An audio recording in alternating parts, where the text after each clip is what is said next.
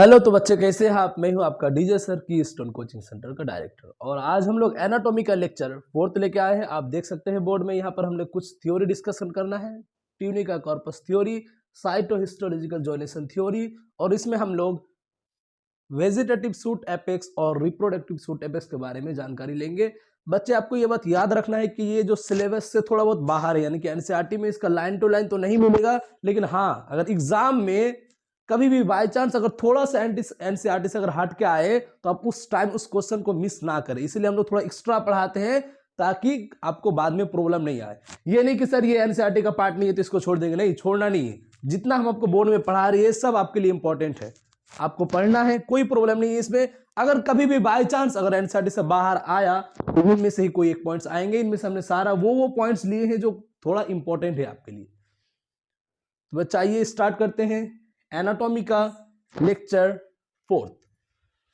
जैसे कि आप बोर्ड में देख पा रहे हैं, यहाँ पर हमने दो थ्योरी लिखा है। ए है ट्यूनिका कॉर्पस थ्योरी और बी है साइटोहिस्टोलॉजिकल जोनेशन थ्योरी।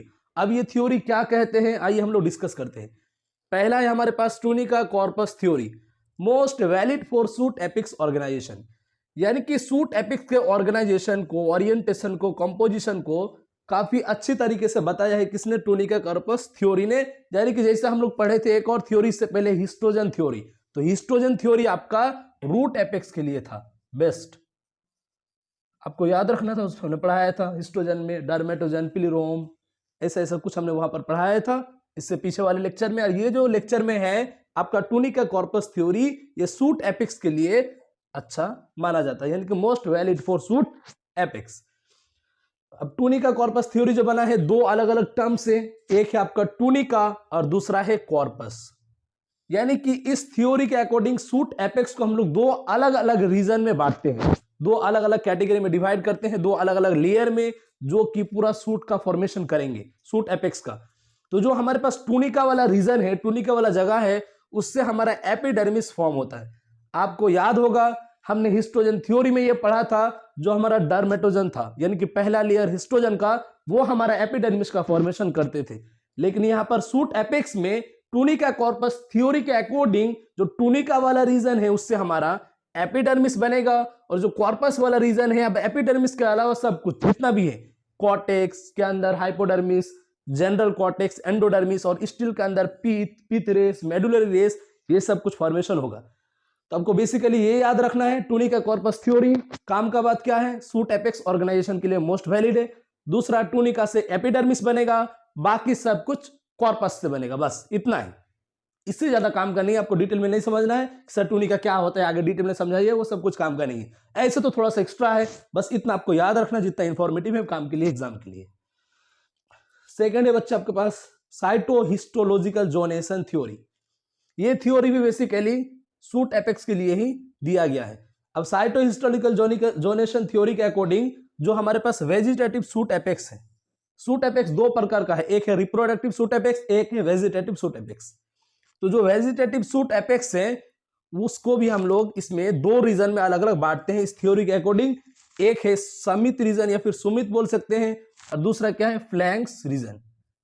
ओके, इसको हम लोग दो अलग अलग रीजन में डिवाइड करते हैं। अब जो समित वाला रीजन है ये हमारा एपेक्स में प्रेजेंट होता है, यानी कि आपका जो सूट है, सूट का एपेक्स वाले रीजन में, यानी कि टॉप मोस्ट वाले रीजन में समित वाला रीजन प्रेजेंट होता है एपेक्स में। जो फ्लैंक होता है बिलो समित, यानी कि इसका जस्ट नीचे होता है, यानी कि एपेक्स के नीचे होता है। अब जो समित वाला रीजन है सूट एपेक्स में, इसमें डिवीजन रेट स्लो है। वेजिटेटिव सूट एपेक्स में जो समित वाला रीजन है इसमें डिवीजन रेट स्लो है, यानी कि यहाँ का सेल्स धीरे धीरे मल्टीप्लाई करते हैं, डिवीजन कम करते हैं, डिवीजन रेट स्लो है। और जो फ्लैंक वाला रीजन है जो समित के जस्ट नीचे है, यहां पर आपका डिवीजन क्या है, फास्ट, यानी कि इसका जस्ट अपोजिट है। आपको एक ट्रिक सिंपली याद रखना है वेजिटेटिव सूट एपेक्स में कि एस यू से समित, एस से स्लो, यानी कि एस याद रखना है, एस से समित भी होगा और एस से क्या आएगा आपका, स्लो। फ्लैंक्स वाले रीजन में याद रखना है एफ से एफ, यानी कि एफ से फ्लैंक और एफ से फास्ट। ये आपको ऐसे ट्रिक मेमोराइज करने में हेल्प आएंगे। सूट एपेक्स में समित वाले रीजन में डिवीजन स्लो, फ्लैंक्स वाले रीजन में डिवीजन फास्ट। अब यहां आगे क्या दे रखा है, जो हमारे पास फ्लैंक्स होते हैं इसका काम क्या है, लीफ प्राइमोर्डिया का फॉर्मेशन करना। यानी कि जो हमारे पास समित के नीचे वाला एपेक्स के जो नीचे वाला रीजन है जिसको हम लोग फ्लैंक्स नाम दिए हैं, जिसमें डिवीजन रेट फास्ट है, ये क्या बनाएगा हमारे पास लीफ प्राइमोडियम। और लीफ प्राइमोडियम से आगे क्या फॉर्मेशन होगा, लीफ का फॉर्मेशन होगा। यानी कि सीधा सीधा बात अगर ये बोला जाए कि शूट एपेक्स से यानी कि अगर लीफ का फॉर्मेशन करना है तो उसके लिए रिस्पॉन्सिबल कौन होगा, हमारे पास फ्लैंक्स होगा, जिसमें डिवीजन रेट फास्ट है, इससे लीफ प्राइमोडियम बनेंगे जो आगे जाके एक लीफ में कन्वर्ट होगा। अब यहां पर एक नोट पॉइंट दे रखा है, ध्यान से देखिए क्या लिखा है, time period between initiation of two successive leaf primordium is called plastochron. इसका मतलब क्या है, देखिए ये मान लीजिए लीफ प्राइमोडियम 1 बन चुका है, लीफ प्राइमोडियम यानी कि मान लीजिए कि फर्स्ट लीफ का फॉर्मेशन हो चुका है। अब मान लीजिए कि टी टाइम बाद सेकेंड लीफ का फॉर्मेशन हुआ, सेकेंड लीफ प्राइमोडियम का फॉर्मेशन हुआ। लीफ प्राइमोडियम फर्स्ट हमारे पास बन चुका था और टी टाइम कुछ समय के बाद मान लीजिए कि सेकेंड लीफ प्राइमोडियम बना। तो ये जो टाइम ड्यूरेशन है, टी टाइम, जितना टाइम लगा सक्सेसिव लीफ प्राइमोडियम बनने में, उसी को हम लोग क्या नाम देंगे, प्लास्टोक्रोन। तो सीधा बात यह है कि सक्सेसिव लीफ प्राइमोडियम बनने के लिए जितना रिक्वायरमेंट टाइम है वो हमारे पास क्या है, प्लास्टोक्रोन। सिंपली आपको याद रखना है successive time interval between two leaf primordium formation is called plastochron. अब नोट नंबर 2 क्या है, ध्यान से देखिए। जो हमारे पास लीफ प्राइमोडियम है जिससे आगे जाकर लीफ का फॉर्मेशन होते हैं, इनमें ग्रोथ किस टाइप का पाया जाता है, तो first apical then marginal. First apical का मतलब क्या है, इनमें पहले तो एपेक्स यानी कि सीधा होगा, स्ट्रेट, उसके बाद धीरे धीरे मार्जिन की तरफ ये अपने आप टिल्ट हो जाएगा। यानी कि लीफ प्राइमोडियम का ग्रोथ कैसा होगा, पहला एपिकल यानी कि सीधा, और देन मार्जिनल यानी कि मार्जिन की तरफ अपने आप मुड़ जाएगा, बैंड हो जाएगा। ओके, हमारे ये समाप्त हो गया वेजिटेटिव शूट एपेक्स रिलेटेड जितना भी चीज था। अब हमारे पास नेक्स्ट क्या है, रिप्रोडक्टिव शूट एपेक्स। ये हमारे पास क्या था, वेजिटेटिव शूट एपेक्स। अब हमारे पास काम का चीज क्या है, रिप्रोडक्टिव शूट एपेक्स। ये थोड़ा इंपॉर्टेंट है, ध्यान से देखना, एनसीईआरटी में इसके बारे में दिया हुआ है बहुत ही डिटेल से। हाँ, रिप्रोडक्टिव शूट एपेक्स में हम लोग क्या क्या पढ़ेंगे, at flowering time. Flowering time का मतलब फ्लावर बनने के समय, जिस समय फ्लावर बनता है। ओके, एट फ्लावरिंग टाइम यानी कि फ्लावर बनने के समय में वेजिटेटिव शूट एपेक्स, जो हमारे पास वेजिटेटिव शूट एपेक्स होते हैं, transform into reproductive shoot apex. वो रिप्रोडक्टिव शूट एपेक्स में ट्रांसफॉर्म हो जाते हैं।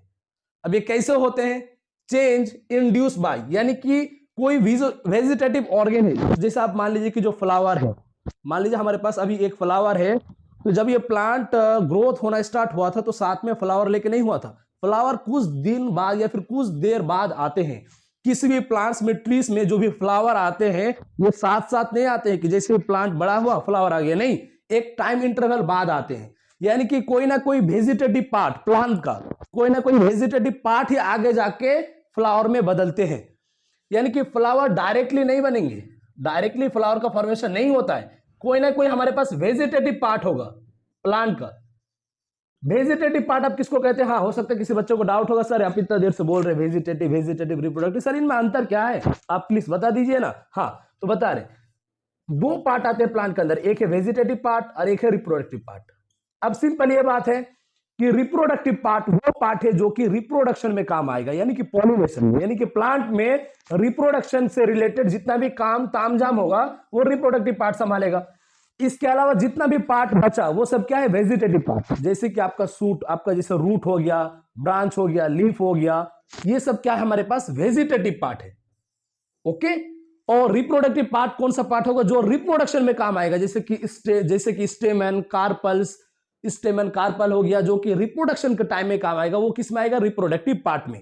तो लेकिन रिप्रोडक्टिव पार्ट पहले नहीं आते, आपको हमेशा ध्यान रखना है कि हमेशा प्लांट में पहले वेजिटेटिव पार्ट आते। बच्चे ध्यान से सुने, मैंने क्या कहा, प्लांट का जब भी ग्रोथ होता है तो प्लांट में पहले वेजिटेटिव पार्ट आएंगे, यानी कि पहले रूट आएंगे, शूट आएंगे, धीरे धीरे वो अपना लीफ को बढ़ाएंगे, अपना रूट को बढ़ाएंगे, धीरे धीरे ग्रोथ आएगा उसमें। यानी कि वेजिटेटिव पार्ट पहले आते हैं प्लांट में, और धीरे धीरे डेवलप होने के बाद एक टाइम इंटरवल के बाद जो वेजिटेटिव पार्ट होते हैं उनमें से कुछ पार्ट रिप्रोडक्टिव पार्ट में बदल जाते हैं। यानी कि वेजिटेटिव से हमेशा रिप्रोडक्टिव बनेगा, रिप्रोडक्टिव से कभी भी वेजिटेटिव बनता नहीं है। लेकिन ये होता कैसे है, यानी कि कोई वेजिटेटिव पार्ट रिप्रोडक्टिव पार्ट में बदलेगा क्यों, इसका कारण क्या है, इसको बदलता कौन है, इसके लिए जिम्मेदार कौन है, आइए बच्चे इस पर बहस करते हैं। क्या करते हैं, बहस करते हैं।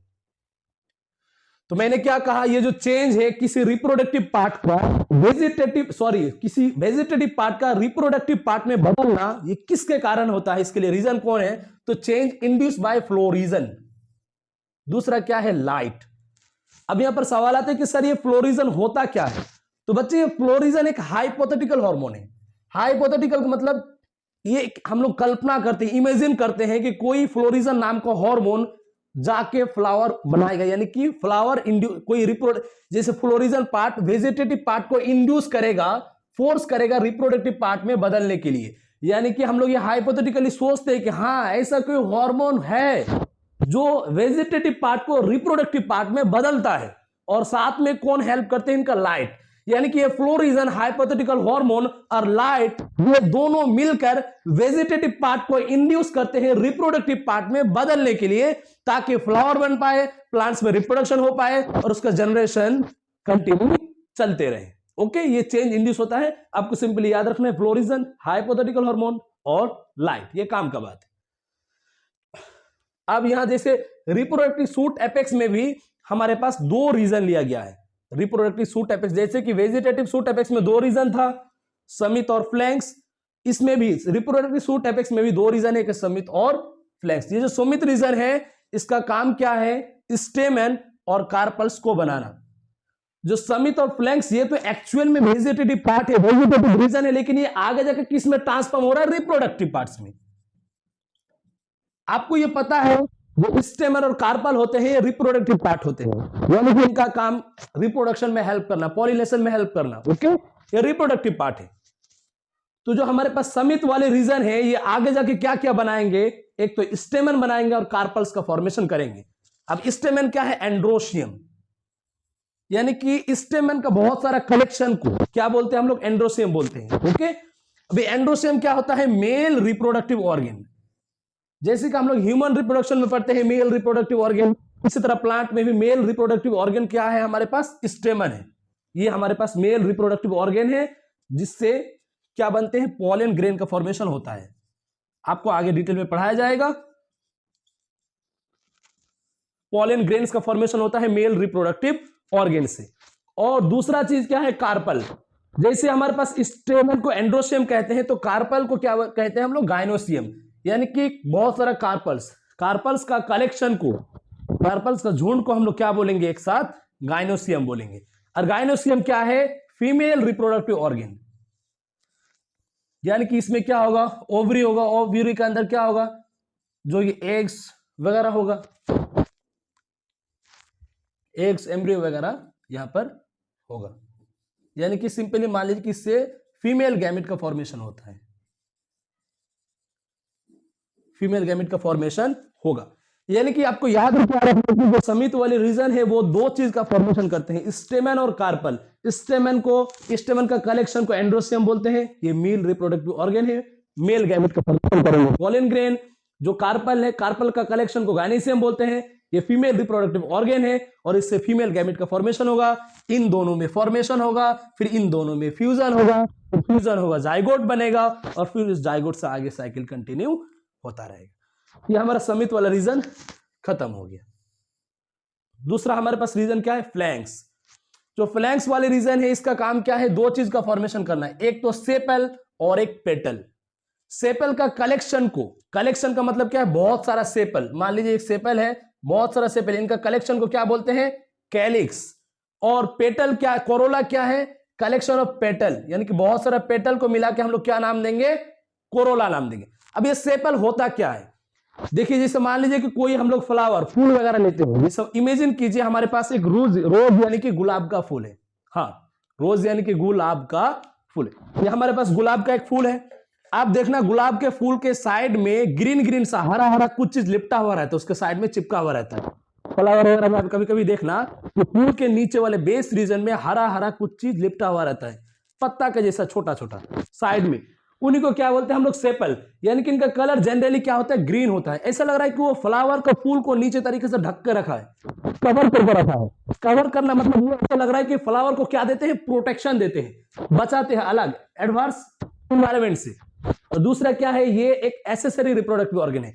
एसेसरी का मतलब क्या है, ये इनडायरेक्टली हेल्प करते हैं पॉलिनेशन में, रिप्रोडक्शन में फ्लावर का, यानी कि फ्लावर को सिंपल प्रोडक्शन प्रोवाइड करेगा। ओके, यानी कि ये जरूरी नहीं है जिस प्लांट में सेपल नहीं है, जिस फ्लावर में सेपल नहीं है उसका रिप्रोडक्शन नहीं होगा, नहीं, रिप्रोडक्शन होने के लिए एंड्रोसियम और गाइनोसियम का होना एसेंशियल है, लेकिन इनके लिए एसेंशियल नहीं है कि ये दोनों हो। अगर है तो अच्छी बात है, इसलिए हम लोग क्या नाम दे दिए, एसेसरी नाम दे दिए, है तो अच्छी बात है। यानी कि सेपल का कलेक्शन को क्या बोलेंगे, कैलिक्स, ये साइड में रहेगा लोअर रीजन में। जनरली कलर क्या होगा, ग्रीन होगा, और काम क्या रहेगा, बर्ड स्टेज में फ्लावर को प्रोटेक्शन देना, ढक के रखना। दूसरा हमारे पास क्या है बच्चे, पेटल, इसका कलेक्शन को क्या बोलेंगे, कोरोला। ये जनरली कलरफुल होते हैं।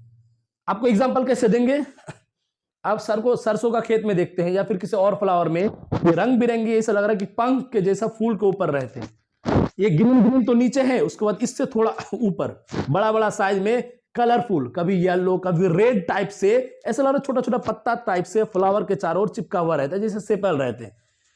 उनको हम लोग क्या बोलते हैं, पेटल। जनरली कलरफुल होते हैं। अब कलरफुल होने का कारण क्या है, ये अपने पॉलिनेटर्स को अट्रैक्ट करते हैं पॉलिनेशन के लिए। पॉलिनेशन मान लीजिए कि किसी फूल को, फ्लावर को पॉलिनेट करते हैं, मान लीजिए कोई बी, मधुमक्खी,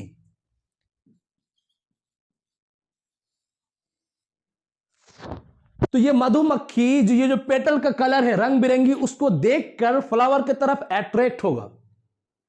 यानी कि सिंपली अगर ये बोले कि पेटल का काम क्या है, तो पॉलिनेटर को, जो भी पॉलिनेशन करते हैं प्लांट में, उनको अट्रैक्ट करना और पॉलिनेशन की तरफ इंड्यूस करना। यानी कि पेटल का सिंपल काम है पॉलिनेशन में हेल्प करना, अट्रैक्शन प्रोवाइड करना, इसीलिए ये कलरफुल होते हैं। तो बच्चे आप इसको नोट डाउन कर लीजिए, फिर हम लोग इस पर आगे डिस्कस करते हैं।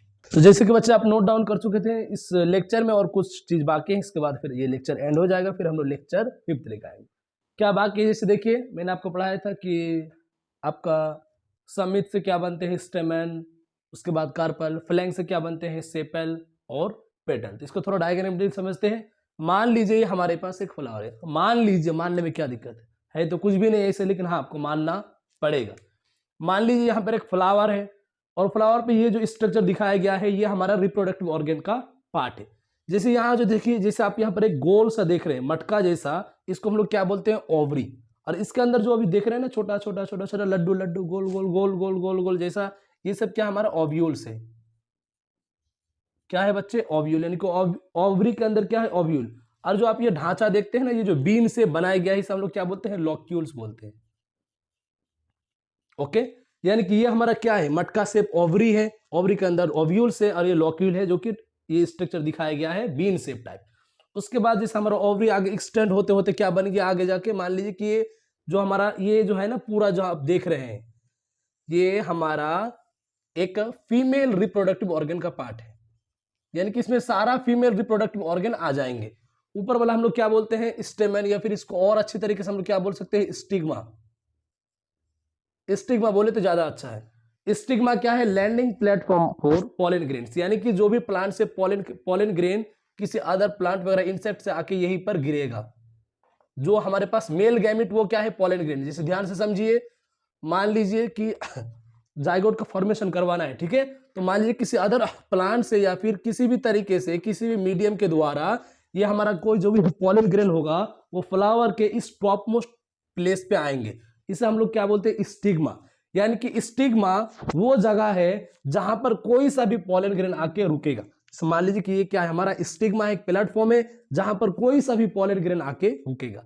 अब ये पॉलन ग्रेन इस ट्यूब के थ्रू होते हुए जा जाके इन ओव्यूल्स को, यानी कि एग सेक को, एग सेल्स को क्या करेंगे, फर्टिलाइज करेंगे, और उससे किसका फॉर्मेशन होगा, जाइगोट का फॉर्मेशन होगा।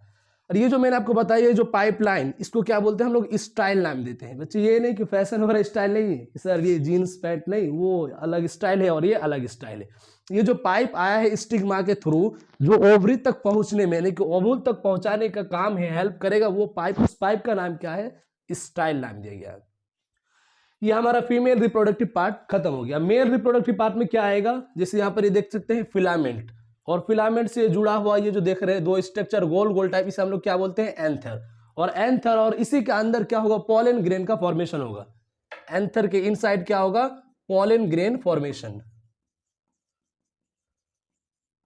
पॉलन ग्रेन का फॉर्मेशन होगा। अब पॉलन ग्रेन क्या है, हमारे पास मेल गैमीट है, ओके, यानी कि पॉलन ग्रेन का यहाँ का फॉर्मेशन होगा पॉलन ग्रेन का एंथर पर।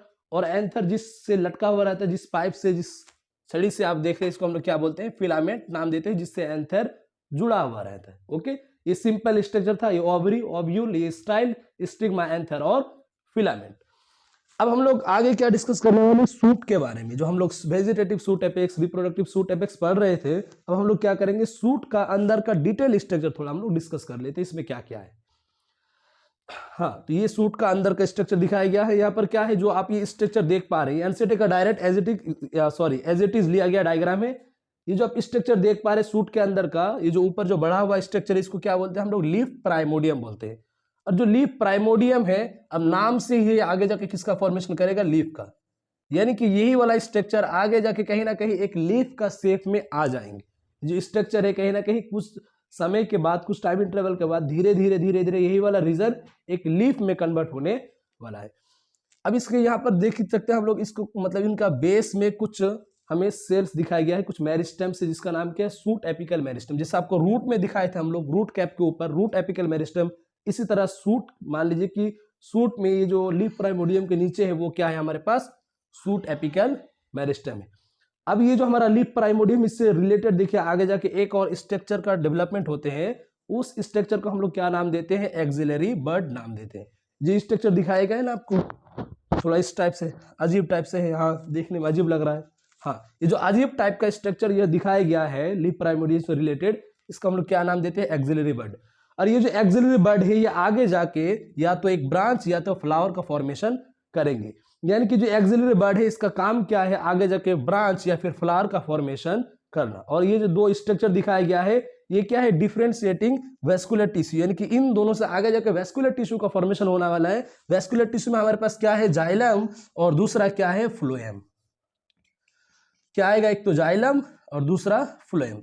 जाइलम का काम सिंपली याद रखें, पानी ढोना, फ्लोएम का खाना ढोना। ये वेस्कुलर डिफरेंशिएटिव टिश्यू है। ये डायग्रामेटिकल आपको सिंपली याद रखना, अगर कभी मान ली एग्जाम में आ गया और पूछ ले इसका नाम लीफ प्राइमोडियम है, ये जो अजीब सा स्ट्रक्चर वो ए से अजीब सा है, ए से एक्सिलरी बड है, ये सूट एपिकल मेरिस्टम है और डिफरेंशिएटिंग वेस्कुलर टिश्यू है। एक्सिलरी बड का फंक्शन याद रखना है, बहुत ही ज्यादा इंपॉर्टेंट है।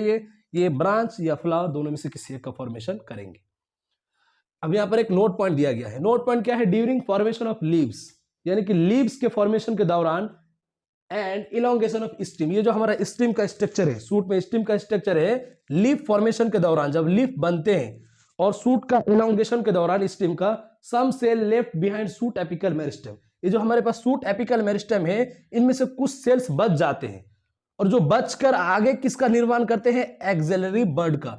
यानी कि मैंने क्या कहा, लीफ का फॉर्मेशन के दौरान, ये जो लीफ प्राइमोडियम से क्या बनेगा, लीफ फॉर्मेशन के दौरान, लीफ फॉर्मेशन के दौरान, स्टिम का इलोंगेशन के दौरान कुछ सम सेल, यानी कि सूट एपिकल मेरिस्टम के साइड में कुछ सेल्स बच जाते हैं। Some cell left behind shoot apical meristem, shoot apical meristem के पीछे कुछ सेल्स बच जाते हैं, जो आगे जाके किसका निर्माण करते हैं, एक्सिलरी बड का।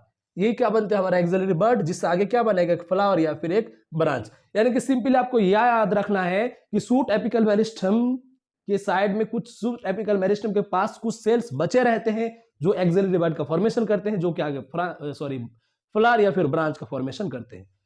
आगे वाला नोट पॉइंट क्या है, root apical meristem occupy the tip of root apex. आपको मैंने रूट का डायग्राम बनाया था, इंटरनल डायग्राम, उसमें मैंने दिखाया था कि जैसे आपका ये इस टाइप से मैंने कुछ बताया था, 1 2 3 अलग अलग लेयर, और इधर से ऐसे ऐसे कुछ मैंने आपको डायग्राम में दिखाया था। जैसे इस साइड में दिखा देते हैं, हो सकता है आपको प्रॉब्लम हो देखने में। मैंने ऐसे ऐसे कुछ डायग्राम बनाया था इस टाइप से, और मैंने शायद यहाँ आपको दिखाया था रूट एपिकल मेरिस्टम। तो ये कहना चाहते हैं कि जो रूट एपेक्स है, यानी कि रूट कैप के, यानी कि जस्ट पीछे, यानी कि रूट एपिकल मेरिस्टम जो होता है वो रूट के एपेक्स में होता है, यानी कि टिप ऑफ रूट एपेक्स। ये जो हमारा रूट एपेक्स है, इनका टिप में रूट एपिकल मेरिस्टम प्रेजेंट होता है। लेकिन ये सेम बात सूट के साथ नहीं है। Shoot apical meristem occupy distance region of shoot apex, यानी कि एक सूट एपेक्स में मान लीजिए कि ये हमारा पूरा सूट में फ्लावर है, ब्रांच है, अलग अलग चीज है। जैसे मान लीजिए कि यहां से रूट के अलावा ये सूट यहां से स्टार्ट हो गया बनना,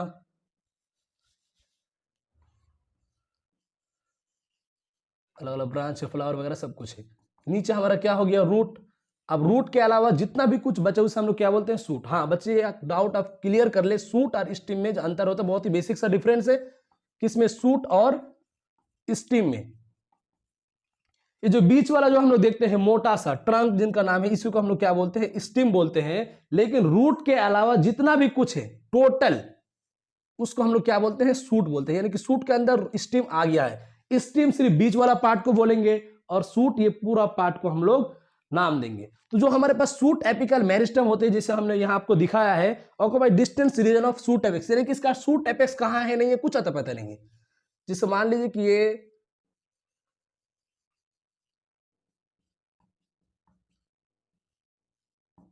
इसका सूट, ये जो हमारे पास ट्री जैसे हमने सिंपल डायग्राम लिया है, इसका जो सूट एपेक्स है पता नहीं कहां पर है, कुछ अता पता नहीं। और इसका सूट एपिकल मेरिस्टम यहां पर है, यानी कि सूट में सूट एपिकल मेरिस्टम और सूट एपेक्स इन दोनों में काफी ज्यादा दूरी है। यानी कि सूट एपिकल मेरिस्टम मान लीजिए कहीं यहां पर है और सूट एपेक्स कहीं यहां पर है, यानी कि सूट एपिकल मेरिस्टम और सूट एपेक्स के बीच में बहुत ज्यादा दूरी है। ये सिंपली ये कहने का ये मतलब है कि सूट एपिकल मेरिस्टम और आपका सूट एपेक्स ये दोनों अलग अलग जगह में अवेलेबल होते हैं, लेकिन रूट में ऐसा नहीं है। जहां पर रूट एपेक्स है वहीं पर रूट एपिकल मेरिस्टम है। तो बच्चे आप इसे नोट डाउन कर लीजिए, और अगर आप हमारे चैनल में नया है तो प्लीज इसे सब्सक्राइब कीजिए, वीडियो को लाइक कीजिए और कमेंट कीजिए। धन्यवाद, मिलते हैं नेक्स्ट लेक्चर में।